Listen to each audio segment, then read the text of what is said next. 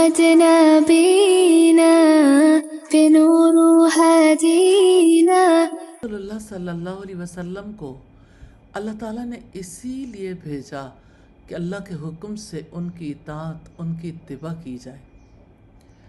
صحابہ کرام آپ سے حقیقی محبت کرتے تھے، اور جیسے کسی شاعر نے کہا، مصور کھینچ وہ نقشہ کہ جس میں یہ صفائی ہو، ادھر حکم محمد ہو، ادھر گردن جھکائی ہو۔ اتباع محمد صلی اللہ علیہ وسلم کے حوالے سے تاریخ اسلامی کا اہم واقعہ آپ کے سامنے رکھنا چاہتی ہوں۔ سیدنا برا رضی اللہ تعالیٰ عنہ سے روایت ہے، جب نبی صلی اللہ علیہ وسلم مدینہ تشریف لائے تو 16-17 ماہ تک بیت المقدس کی طرف رخ کر کے نمازیں ادا کرتے رہے۔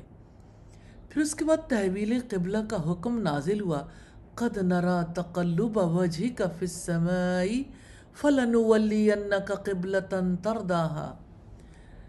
یقیناً ہم آپ کا بار بار آسمان کی طرف چہرہ کرنا دیکھ رہے ہیں، تو جس قبلے کو آپ پسند کرتے ہیں ہم آپ کا چہرہ اس قبلے کی طرف پھیر دیں گے۔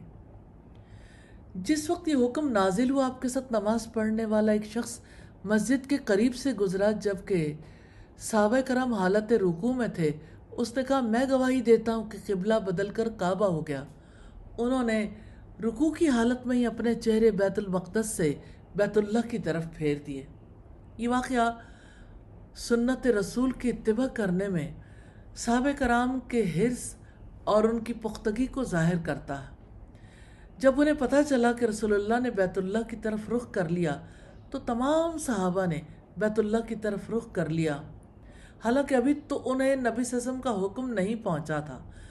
وہ سوچ سکتے تھے کہ جب حکم آئے گا اس وقت عمل کر لیں گے، لیکن انہوں نے نبی صلی اللہ علیہ وسلم کی سنت سے محبت کی، اس کی حرص رکھی، اسی کے مطابق عمل کیا۔ اللہ تعالیٰ ہمیں بھی عمل کرنے کی توفیق عطا فرمائے، آمین ثم آمین۔